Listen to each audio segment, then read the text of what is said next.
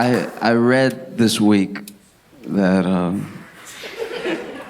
Harvey Weinstein got rushed to the hospital from prison after a heart episode, maybe a heart attack or something like that. And as soon as I read it, I was like, rushed?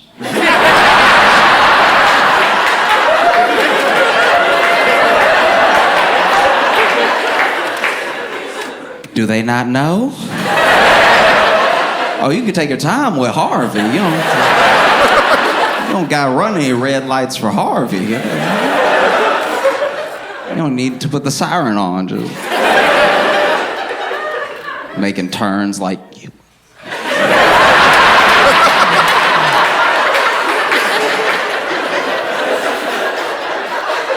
That's gotta be tough. You driving Harvey Weinstein's ambulance. You hitting yellow lights, making decisions.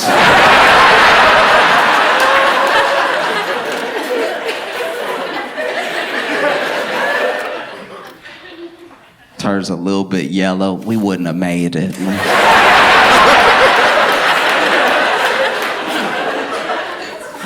I'm sure even the guard at the prison, Harvey over here. The guard's like, oh no.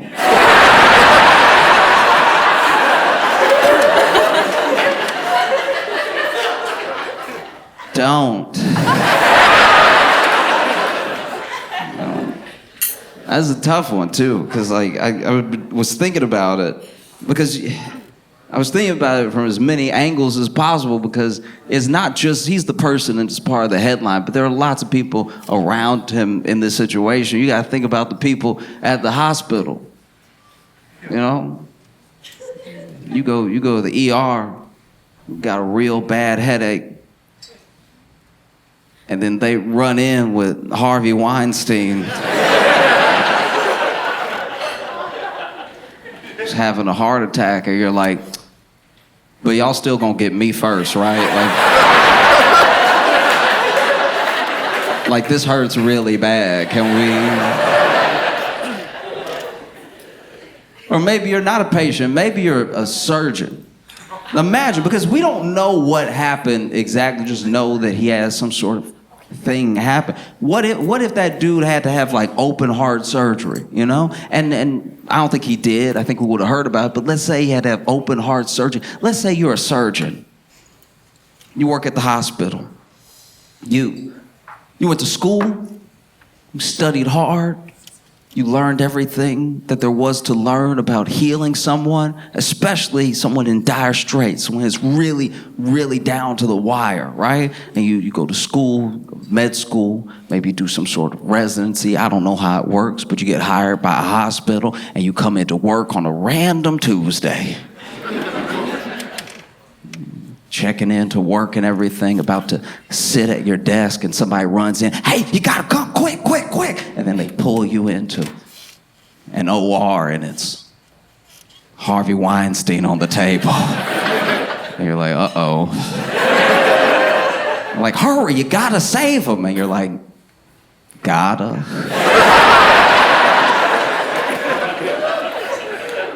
Like, do I really? It's like, yeah, you took a Hippocratic oath to... I was like, yeah, but when they made us...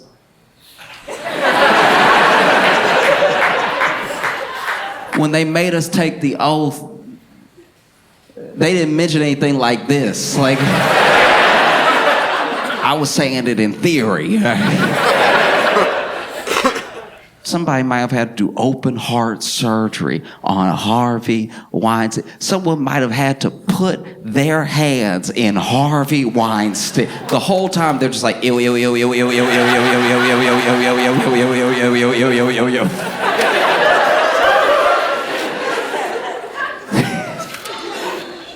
You know, it's insane. It's like, I couldn't get it off my mind too, because it's like everybody involved, you know? They have to do their job, and their job is to heal, but you gotta heal a bad person. This dude is the devil. And you know how we know he's like truly, truly evil. Not all the testimony, not all of the stories about things that he's done for decades over his career. We know that everybody knows because they made him. During the trial was when I was like, man, this guy, oof, this is worse than we could ever imagine. Because during the trial, they got him to do the thing that they get dudes to do when they're definitely guilty. When people are guilty and the jury knows it, the judge knows it, and their own lawyers know it, they all do the same thing. You can look at any case in America. They always tell this dude, hey, listen, you're going to need to act as feeble as possible. Okay? From now on, you use a walker. Do you understand me? We had never seen Harvey with a walker before. You know that man didn't need a walker, but as soon as he was in hot water, he over here can't close his mouth. Get out of here. No. They did the same thing with Cosby. You knew Cosby was guilty because they told that man to act extra blind. Cosby had been losing his sight incrementally over decades, but when it came to the trial, they put glasses on that man and he started acting, you know, he was not that blind. It's one thing to not be able to see. This man was over here putting it on, just Ray Charles and it.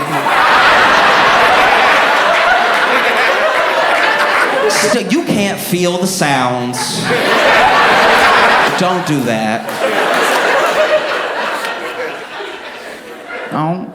Because Harvey showed up in that walker, and I was like, yeah.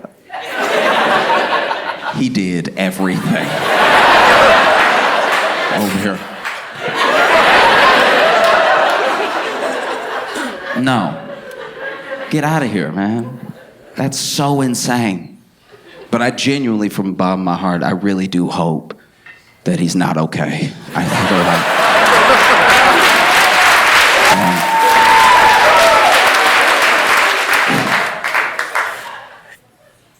I can't judge anybody for not being great at their job because I've been bad at work before. I've had jobs where I look back and I'm like, they should have fired me. You know what I mean? Like I have a good attitude at work, so people, you know, they're like always pleasant, so they let me keep coming in. But there were times, okay.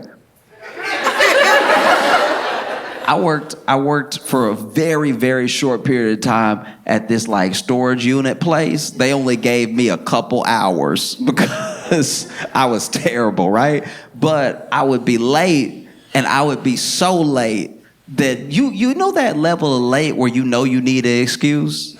And it has to be good. It has to be great. Like you're so late that now... First 10 minutes of late, you can blame traffic, right? Next 10 minutes of late, now you gotta blame kids, a sick pet. You know what I mean? Something. After 30, someone has to be dead.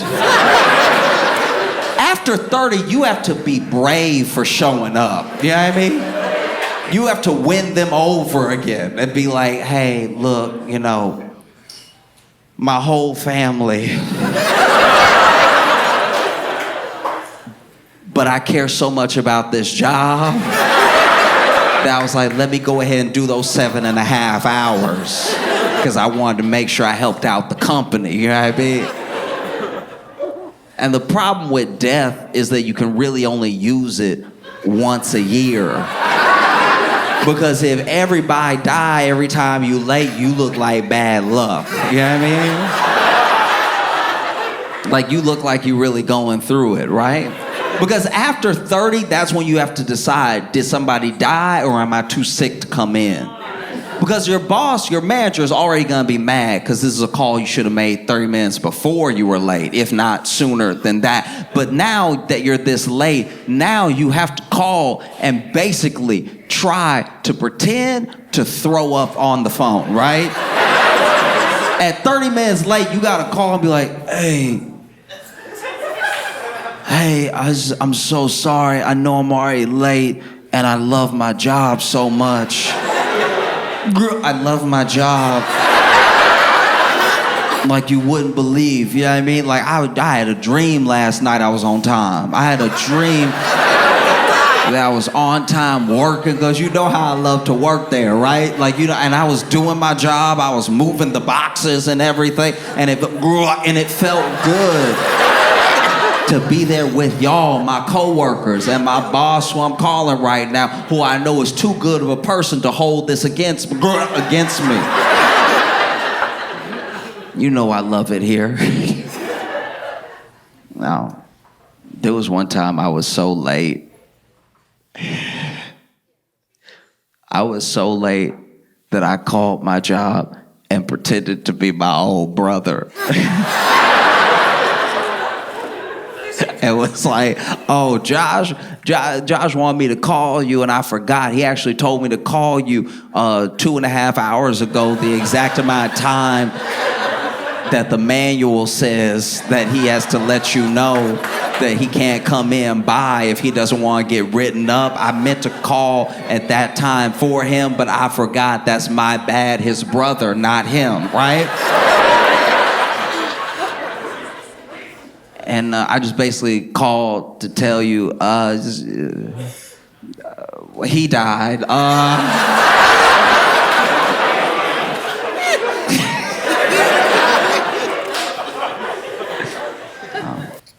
I used to struggle, but now I think I've accepted like how out of control I am of how I'm perceived as a person, right? Like I don't really get to decide. You can try to like maintain an image, and you can try to like curate a way that people might see you, but you can't actually control it, right? And one like optic I've never been able to fully control is like giving off like hardcore man. You know what I mean? Like just like, oh, that's a man right there, right? Because a lot of like masculinity, a lot of just general male identity is all the way down to optics. You know? It used to be a bunch of things that made you a man, you know? And some of those things were literally just judged by things that women couldn't do. So if you go back to like the 60s and like women couldn't have a credit card or something, and you had a credit card, you're like, I'm a man, charge it.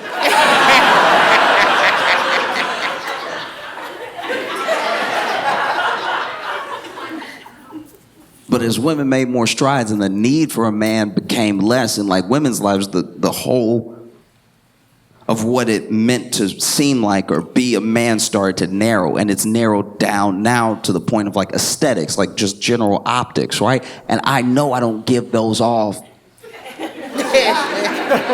And not in a self-deprecating way, just in like a true, if I'm being myself, they don't come across. Like I was on a date and I could tell I didn't come off as like that man for her because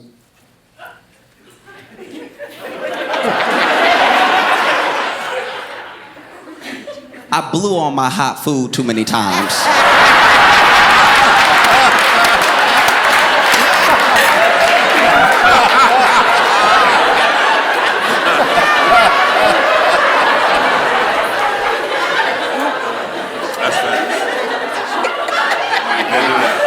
From the time you're a child, your parents tell you to blow on that food because it's hot. You don't want to burn your mouth, right? And I decided a long time ago that I was as close to done as possible to doing like dumb stuff just to look like a man. I was either gonna like be a man in that moment or I wasn't. I was just gonna be honest with myself. I wasn't gonna take a hot bite and then juggle it in the back of my throat. Take a piping hot bite of lasagna, then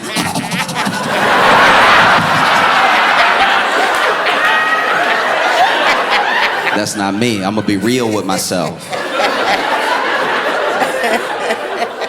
And so I went ahead and I took my fork, and everyone on planet Earth gets one blow. That's you even checking the temperature. Sometimes you bring food to your lip and it's so hot, it's not even touching your lip yet, but you're like, ooh, food. But I took too long. I also took too long between blows. Took my fork of food. I was like,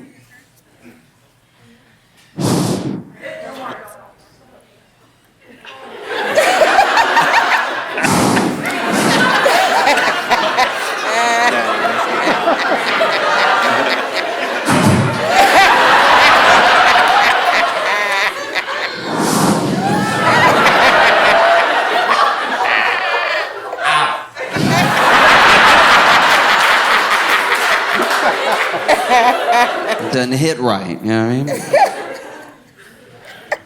There's not just one thing. There's lots of things that I do. Like I also,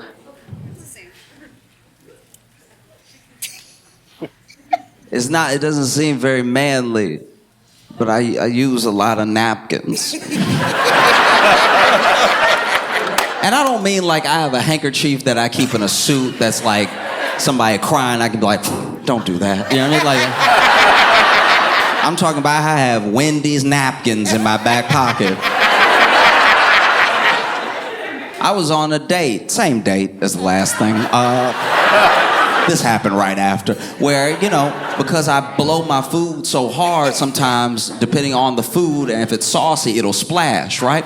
And so, it's one thing if you have a little something here or, you know, here, but if you blow the food so hard that it splashes up a little bit and you got a little food on your nose or your cheek and you start to look like a toddler,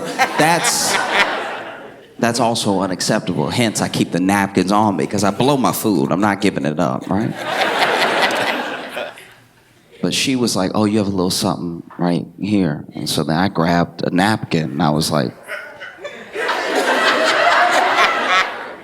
that wasn't the manliest way to do it. You know what I mean? Like, I should have grabbed the napkin and smeared it. You know what I mean? Just like, did I get it? I don't care. You know what I mean? That would have been more manly. Because it is just, you know, it's a part of self-acceptance. Just know there's certain things that you do. I'm not saying you can't change them, but like, I'm not gonna be myself and then wonder why people don't think I'm someone else. Do you know what I mean? So if you get a good sense of yourself, you understand why you come off the way that you come off, right? Like I think there's 2 times where you cannot help, no matter what you try to project, you cannot help but be yourself. The 2 times are when you laugh and when you are scared, right? Because when you laugh, sometimes you don't even want to laugh. You know? Like you, sir. No, I'm just kidding. Sometimes when you laugh, you don't even want to laugh, but it just escapes you because it's so funny. Like when a kid falls.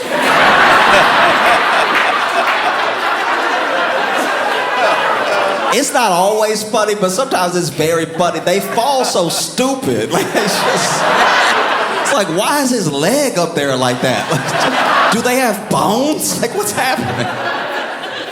And so you laugh, and then sometimes the laugh escapes, and you can't even control the way that it comes out. It's funny, you know. Same way with fear. You know, sometimes you get scared. You don't mean to get scared. We would all like to not be scared, right? But sometimes you're fearful, and when the fear escapes you, your reaction, that is who you are. You know? I'll give you an example. I was at my buddy's house one time, and my buddy doesn't have a good house. No, I've told him this to his face before. I'm like, you're in a bad situation. You need to improve your life and yourself, all right? Because he is in a bachelor pad with 3 other dudes, and they keep it, whatever you imagining, that's what it looked like, right? So it's not good. There's whole rags on the floor nobody will claim. I'm like, y'all can't live like this. And so he was having an argument with his roommate, and they were really having it out, which was awkward because I was over there to watch a movie that was now paused.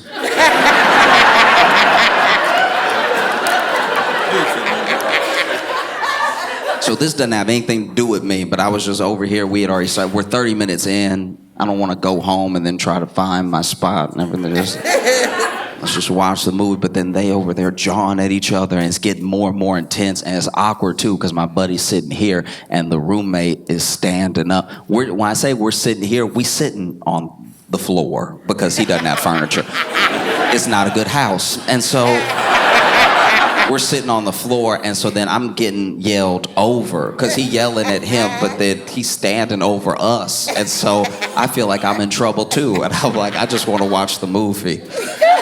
Then finally his friend lays down the hammer. I don't remember what he said, but he said those like last words that you say in a fight, and he stormed off and he went to slam the door behind him, right? But because they don't have a good house, right? He went to slam the door, and the door fell off.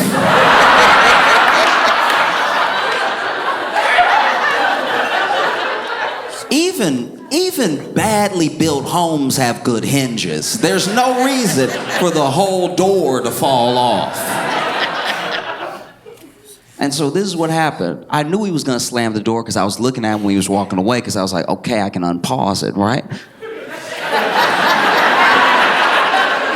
So when he slammed the door, that was a loud noise that I saw coming, right? Boom. That's fine. Doesn't scare me. But I had turned my head and I had hit play, and the door, the way the hinges decided to give out was incrementally, right? And so the door didn't just fall right off. It just sort of slowly started to fall hinge by hinge until it slammed down, right? But this is a loud noise that I wasn't expecting. So then the door fell and it made that whip sound, you know, like when you just drop a book on its face, and I'm not proud of it. But when I get scared enough,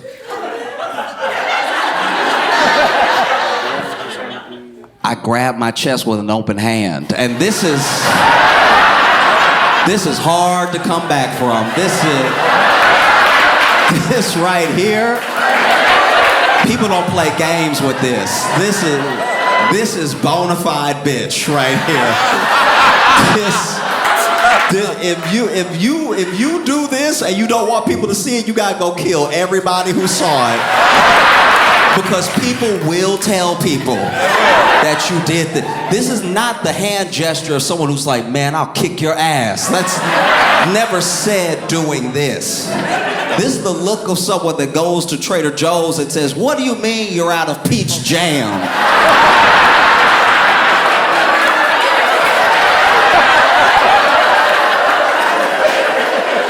This is a never in my days gesture. This is a my word, my Lord gesture. This ain't what you do when the ops start shooting. I'm over here grabbing a robe I'm not wearing, right?